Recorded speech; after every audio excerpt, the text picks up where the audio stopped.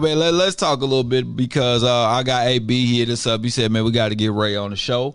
I think he tried to do some of the things you was doing for us. He was like, man, I think I just found you about $200 just sitting out here. Yeah. So I said, well, how did you find out how to do that? He was like, funny you asked. Yeah, I got a brother coming on the show Friday that you're going to chop it up with him, man, and you here. So let's talk about it. Let's talk, because I want to talk about the helping hand. You just said you found your path to some money, man. Yeah. Tell me about this, and how did you get into this? So I was in the real estate world, man. I was finding out how to do more wholesale deals.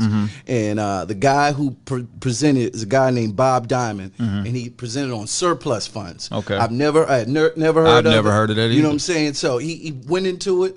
The presentation was about 30 minutes, and it just made sense to me. So what I specifically do is I help people who find who lost their property as a result of a tax foreclosure. So let's say you own a property, right? Yeah. You owe $1,000 in taxes.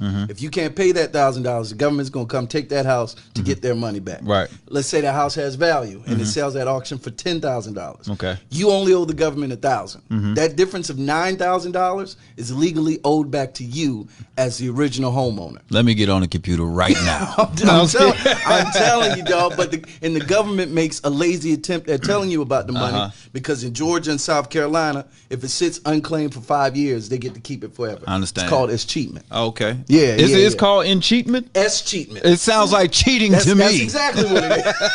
That is 100% what it is, man. Wow. And South Carolina is so dirty. It is written in the law of South Carolina. Whichever agency is holding the money, they must invest the money so it doesn't sit idle, and then they're entitled to those earnings. Wow, so they hold it. So like you said, it's really the person's money who lost the home. Correct. But the company keeps the money. They wait the 5 years because they really didn't get in touch with those people, and then they get to invest that money and make that money make money. It's crazy. Legally. Well, it's written in the law that way. Wow. Yes, yeah. And South Carolina, Georgia does it the same way. Florida only gives you like 6 months to claim the money. Yeah. And they make a lazy attempt at telling you about it. So what they'll do is they'll send you a notice to the last address they had on file. Which is the house that was lost, most likely. So in order to check their box off, they'll send mail to a house you ain't there at anymore. And then just hope you don't find his money. And it usually looks like a bill when they send a letter. So folks ain't opening that. That's going you already took my house. Why am I opening up a letter from you?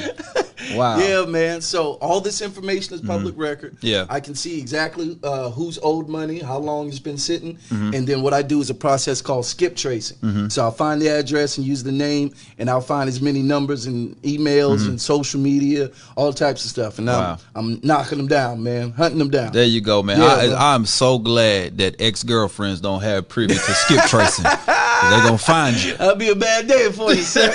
That'll be a bad day.